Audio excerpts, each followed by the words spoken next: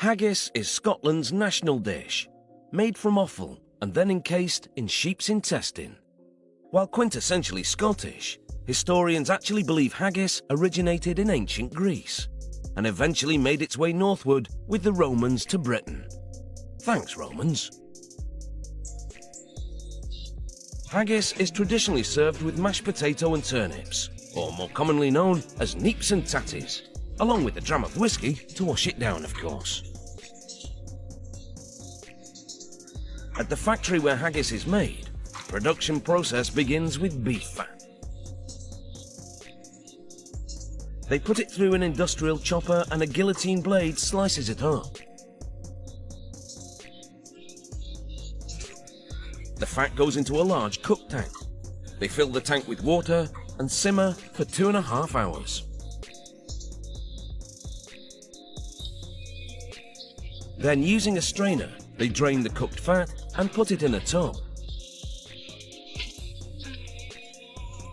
The tub gets emptied into a mincer. Next, they chop up lamb offal. Haggis recipes often refer to this as pluck. They simmer the offal in a cooking tank as well for 2.5 hours. Once cooked, they use a strainer and remove the cooked offal to another tub.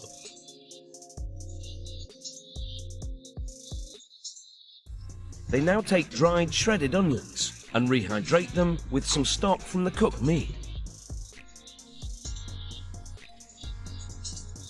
They pour the onion and stock mix into the tub with the cooked offal, then empty the whole thing into the mincer to join the previously ground fat.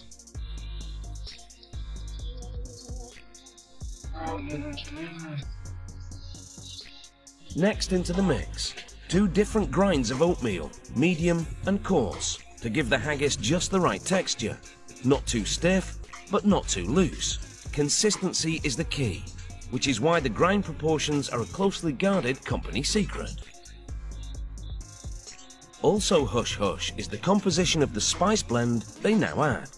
All the company will divulge about this seasoning is that it does include salt and pepper.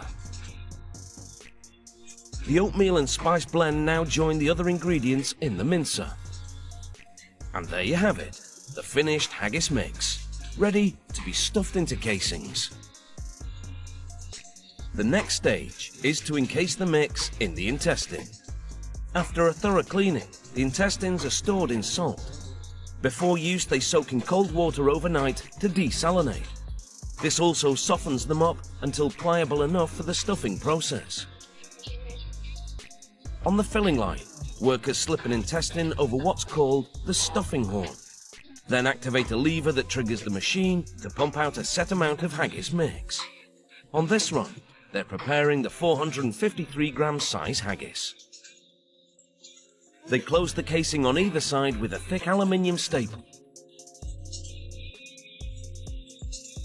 Now they spread the haggis out on cooking trays and pierce each casing to let the air escape, because the casing shrinks during cooking.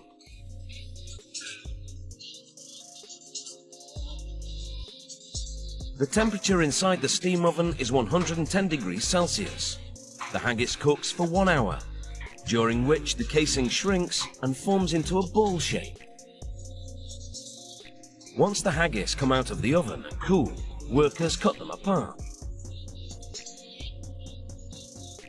Each haggis goes into a printed plastic bag, then into a vacuum sealer.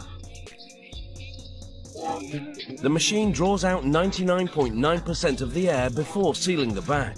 This vacuum packing process extends a 7 to 10 day shelf life to 4 weeks.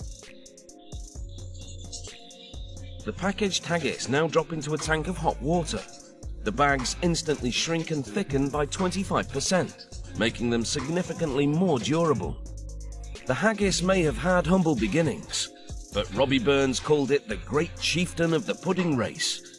Quite a fitting tribute, really, considering it's at the head of Scottish cuisine.